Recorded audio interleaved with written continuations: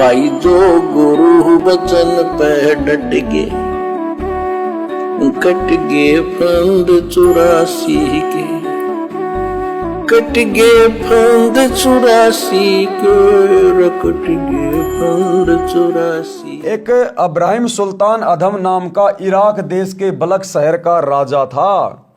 वह पिछले जन्म का बहुत अच्छा भगत था, परंतु वर्तमान के ऐश्वर्य में मस्त होकर परमात्मा को भूल चुका था। राज के ठाट में तथा महलों में आनंद मान बैठा था। एक दिन परमात्मा सतलोक से आकर एक यात्री का रूप बनाकर राजा के महल में गए तथा कहा कि हे सराय वाले यानी हे धर्मशाला वाले, एक कमरा किराए पर दे और पैसे बता, मुझे रात बितानी है। यानी परमात्मा किस प्रकार से इस जीवात्मा को समझाता है, काल के जाल से परिचित करवाता है और अपनी शरण में लेता है। तो सतगुरु ने एक समय क्या लीला की, अपनी एक आत्मा को काल के जाल से निकालने के लिए। एक अब्राहिम सुल्तान अधम नाम का राजा था, इराक के बलख शहर का, बहुत ऐश्वर्यवान था, धन धान्य से परिपूर्ण था। और कहते हैं उसके पास में 18 लाख घोड़े थे, 16,000 उसने शादियां करवा रखी थी। और जब वो हाथी पर बैठकर चलता था राजशाही ठाठ बाट के साथ, तो सतगुरु ने लिखा है कि देवताओं का राजा इंद्र भी शर्मा जाया करता था कि जितने ठाठ बाट बलक बुखारे के बादशाह के हैं भाई मेरे भी नहीं हैं। लेकिन वो किसी जन्म की परमात्मा की अच्छी आत्मा थी और मालिक को पता था, सतगुरु को पता था कि ये 10, 15, 20, 50 साल का राज है, उसके बाद ये गधा बनेगा, गधा। क्योंकि राजा पाप भी सबसे ज्यादा कमाता है। भाई और बहनों, देश के राजा के राज्य में जितने भी दारू के ठेके होते हैं, जितने भी बूचड़खाने होते हैं, जितने भी पशु काटने के ये कत्ल खाने होते हैं, इन सब का लाइसेंस कौन देता है, इजाजत कौन देता है? राजा। जितने भी नशे की फैक्ट्रियां होती हैं, बीड़ी, सिगरेट, गुटखा, पान मसाला, जर्दा, बियर, अफीम, गांजा, आप देखते हैं सरकारी भांग की दुकान, सरकारी गांजे की दुकान, दारू के ठेकों को लाइसेंस सरकार देती है। तो ये सारा का सारा जो बोझ है, जो भार है, ये काल उस राजा के ऊपर रखता है, राजा के ऊपर। तो राजा सबसे ज्यादा ऋणी होता है, सबसे ज्यादा पाप का भागी होता है। और उस पाप के चलते राजपद से हटते ही और जब उसका शरीर छूटता है, वो सीधा गधे की योनि में जाता, गधे की योनि में। और जिन जिन का पैसा उसने टैक्स रूप में लिया है, उन सब का गधा बन के उतारता है। यानी लगातार कई करोड़ों जन्म वो राजा मरने के बाद गधे के शरीर प्राप्त करता है, गधे के।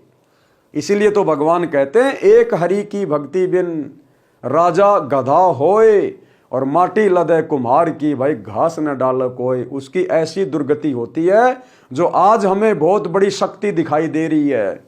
वो चाहे भारत का राजा हो, चाहे अमेरिका का राजा हो, चाहे देवताओं का राजा हो, चाहे एक राज्य का मुख्यमंत्री हो, चाहे देश का प्रधानमंत्री हो, चाहे अमेरिका का राष्ट्रपति हो, ये सब राजा कहलाते हैं।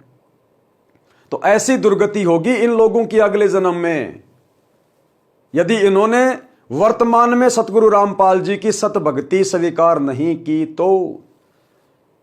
और यदि ये सतगुरु रामपाल जी से उपदेश ले लेते हैं तो उसके बाद इन लोगों को ज्ञान होगा। उसके बाद जब ये राज्य करेंगे तो इनको पाप कर्म नहीं लगेंगे, क्योंकि सतगुरु के उपदेश के बाद इन्हें पता चलेगा कि ये शराब पीना कितना हानिकारक है, परमात्मा नाराज होता है, ये भक्ति में बाधक है। तो वो राजा अपने राज्य में शराब को पूरी तरह से बंद करवा देगा। तो कितनी माता बहनों का जीवन स्वर्ग हो जाएगा, कितने लोगों का परिवार जो उजड़ा हुआ था वो खुशहाल हो जाएगा, कितने लोग उसको दुआ देंगे।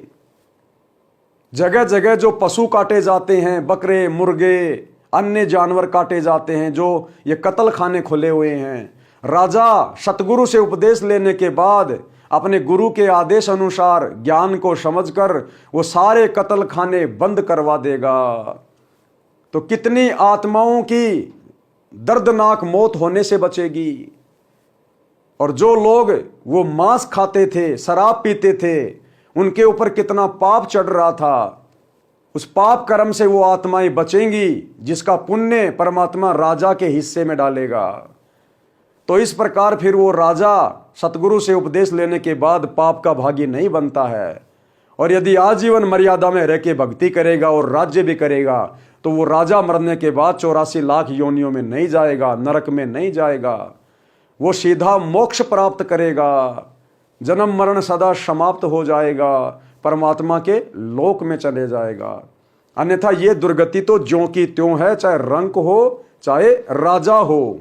तो इसी प्रकार सतगुरु उस बलक बुखारे बादशाह के महल में गए एक यात्री का रूप बनाकर और कहा, भाई हे सराय वाले, सराय यानी धर्मशाला जिसमें लोग रात्रि विश्राम के लिए रुकते थे।